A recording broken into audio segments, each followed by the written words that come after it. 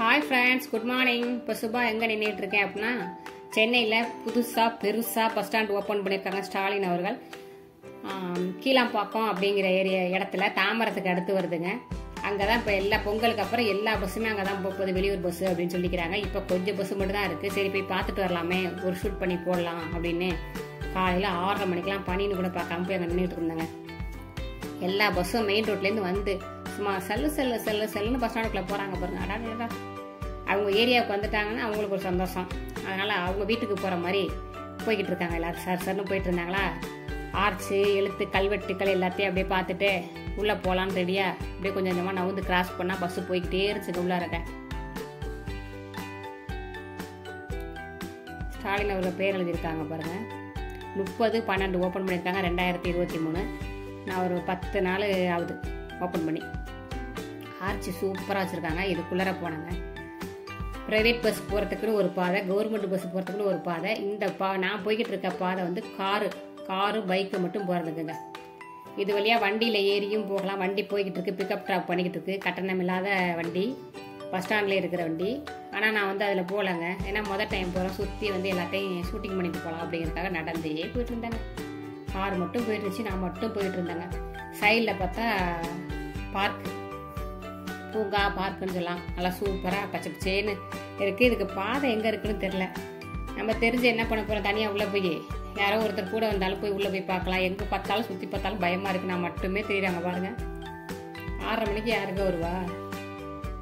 அந்த க்ளீன் பண்ணுறவங்க மட்டும்தான் க்ளீன் பண்ணிக்கிட்டு இருந்தாங்க. அவங்க கடமை செய்கிறவங்க மட்டும் வந்துருந்தாங்க, தவிர பொதுமக்கள் யாருமே அவ்வளோவா வரல. நேரம் ஆனதுக்கப்புறம் கொஞ்சம் வந்தாங்க. நேரம் ஆக வருவாங்க அப்படி இருக்குது. நான் மட்டும் சுற்றிக்கிட்டு விளாத்திக்கிட்டு இருந்தேன். ஷூட் பண்ணிவிட்டு அப்படியே போனால் உள்ளே போனால் அதான் போகிற பாதை. சரி கொஞ்சம் தூரம் நடந்து வந்துட்டோம், அந்த வண்டியில் கொஞ்சம் தூரம் போகலாம் அப்படின்னு சொல்லிட்டு வண்டி வருதான்னு பார்த்துட்டு இருந்தேன். வண்டி வந்துட்டு இருந்ததுங்க.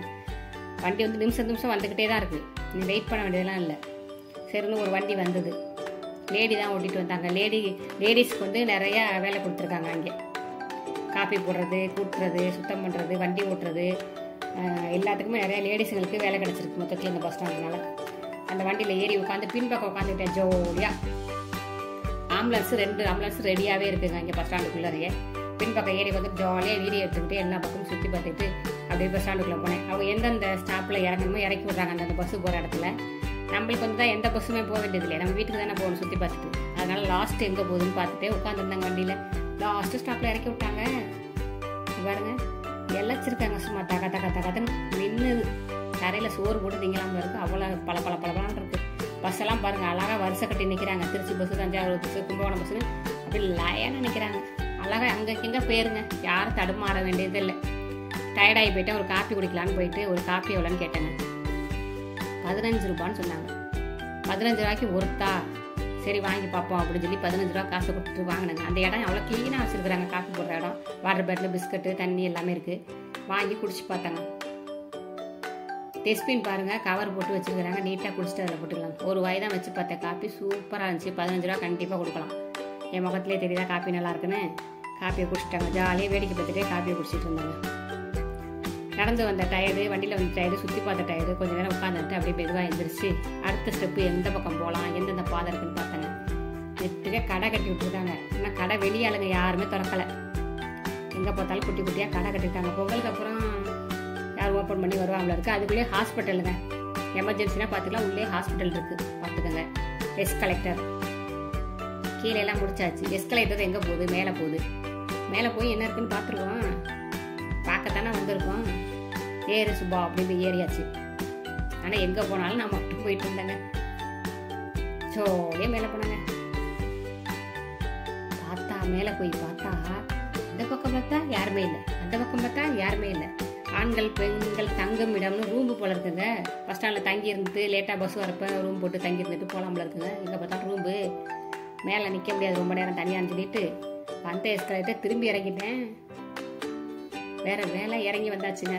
குடிக்கிற தண்ணியில் அந்த காலத்துல இந்த காலத்து வரைக்கும் அந்த டம்ளர் ஜக்கிலேயே வந்து சங்கிலியை கட்டி போட்டுறாங்க. நம்ம மக்களுக்கு பயந்துக்கிட்டு இல்லாட்டி அதை திருடிட்டு போயிடுவாங்க அப்படின்னு சொல்லி அது மாதிரி கட்டி போட்டாங்க. சரி எல்லாமே வச்சுருக்கே இல்லடா, நான் உன்னை தேடிக்கிட்டு இருக்கிறேன், அதை காணுமேன்னு சொல்லி தேடிக்கிட்டு இருந்தாங்க. இது வந்து தாய்மார்களுக்கு, பாலூட்டும் தாய்மார்களுக்கு. நான் தேடிக்கிறது என்னன்னா ரொம்ப நேரமாக தேடிக்கிட்டு இருந்தாங்க ரெஸ்ட் ரூமு. ஒரு வழியாக அதையும் கண்டுபிடிச்சிட்டாங்க. கண்டுபிடிச்சி கேமரா ஒன்றுக்கு போயிட்டு ரெஸ்ட் ரூமுக்குள்ள போய் வளைச்சி வளைச்சி எடுத்தேன். அப்படியே சும்மா தக தக தகன்னு இருக்குங்க. ஒரு கிறுக்கல் இல்லை, ஒரு நாக்கல் இல்லை, ஒரு வழுக்கல் இல்லை, பளிச்சுன்னு இருக்கு. எங்கே பார்த்தாலும் கண்ணை பறிக்குது. ஜக ஜக ஜக்கன்னு லைட் வெளிச்சமும் தரை வெளிச்சமும் புதுசுனா புதுசு தான், புதுசு கண்ணா புதுசு அப்படிங்கிற மாதிரி பல பல பழப்பலான்னு இருக்கு. அதே ஷூட் பண்ணிட்டு போன பாதையை பார்த்துட்டு வெளில வந்துட்டாங்க. ஃபுல்லாகவே வெளியில் வந்துட்டேன். வேலை முடிஞ்சிச்சு இல்லை, நம்ம தான் ஊருக்கு போல சுற்றி பார்க்கல வந்திருக்கோம். அதனால் சுற்றி பார்த்துட்டு வெளில வந்தாச்சு. நான் இன்னும் நிறைய இடம் இருக்குது. அண்டர் கிரவுண்டில் கார் பார்க்கிங் இருக்குது, அந்த பக்கம் ஒரு பஸ் ஸ்டாண்ட் இருக்குது. நான் அங்கெல்லாம் போகலங்க. ஏன்னா நான் தனியாலாம் வந்திருக்கேன். எங்கே போய் சுற்றுறது ரொம்ப நேரம். நம்மளுக்கு அப்படியே மெயின் இடத்துல எங்கெங்கே சுற்ற முடியுமோ அங்கே மட்டும் சுற்றுறேன். ஒன்றும் பயம் அதெல்லாம் இல்லை. எங்கே பார்த்தாலும் போலீஸ், அங்கே எங்கே போலீஸ் உட்காந்து நிறையா போலீஸ் இருக்காங்க. நல்ல பாதுகாப்பு தான். இருந்தாலும் ஃபஸ்ட் டைம் போயிருக்கோம்ல, நம்மளுக்கு எது எங்கே இருக்குன்னு தெரியாதுல்ல, ரொம்ப நேரம் சுற்றக்கூடாதுல்ல. பசங்க பர்மிஷன் கொடுத்து பசங்க போய் ஷூட் பண்ண சொன்னதே எனக்கு பெருசு. அதை நம்ம பயன்படுத்திட்டு அதே மாதிரி மரியாதையாக வந்துடணும்ல வெளியில. அதனால வந்தாச்சுன்னா நடந்து வந்துக்கிட்டே இருந்தேன். டக்குன்னு பார்த்தா கீழே ஒரு எஸ்கலேட்டர் போயிட்டு இருந்துச்சு. எங்கே போகிறாங்க இவங்க, சரி அதுலேயும் போவோம் அப்படின்னு அதுலேயும் இறங்கினேன்.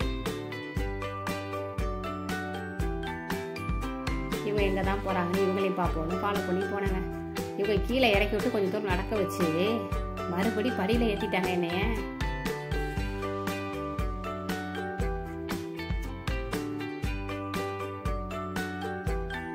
சரி இவங்க எங்கே தான் போகிறாங்கன்னு பார்ப்போம். அந்த படியில் ஏறி மேலே போய் பார்த்தா நம்ம bus stand, normal bus stand, ஊருக்குள்ளே போகிற பஸ்ஸு, வடபழனி, அசோக் பில்லரு, கேகே நகர்ந்து வருதுல்ல அந்த மாதிரி பஸ்ஸுங்க. தாம்பரம் அந்த மாதிரி போகிற லோக்கல் பஸ்ஸு போகிற பஸ் ஸ்டாண்டு. ஆத்தாடி இந்த பெரிய பஸ் ஸ்டாண்டில் நான் எங்கடா கண்டேன் என் பஸ்ஸை அப்படின்னு சுற்றி முற்றியும் பார்த்தேன்.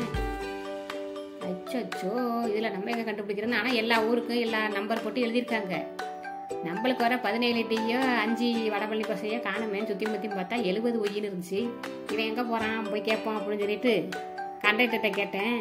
அசோக் பில்லர் வரைக்கும் போகுனாரு. அது போதாது நம்மளுக்குன்னு ஏறி உட்காந்தாச்சு. பிறகு போலீஸ் எல்லாம் அசோக் பில்லர் போனால் பத்தாதான், நான் போயிடுவேன்டா வீட்டுக்குன்னு சொல்லி ஏறி உட்காந்தா 35 ரூபா டிக்கெட் இருந்தாரு கண்டக்டரு. சரின்னு 35 ரூபாய்க்கு டிக்கெட்டை வாங்கிக்கிட்டு கண்ணை மூடி திறந்து பார்த்தா தாம்பரம் சிக்னலில் நிற்கிது பஸ்ஸு. அவங்க போய்கிட்டு இருக்காங்க பொட்டி பொட்டியா. ரயில்வே ஸ்டேஷன் போயிடுச்சு. சரி அவங்கள தாண்டி எங்கே போகிறாங்கன்னு பார்த்துக்கிட்டே இருந்தா நம்ம கிண்டி ஏர்போர்ட்டு, மீனம்பாக்கம் ஏர்போர்ட் வந்துருச்சு. பிளேன் நிற்கிறது நிறைய நிற்கிதுங்க. பஸ் ஸ்டாண்டில் பஸ் நிற்கிற மாதிரி அவ்வளோ பிளேன் இருந்துச்சு. ஏன் கணக்கு தெரியுது உங்கள் கணக்கு தெரியுதா எனக்கு தெரியல. சூப்பராக இருந்துச்சு.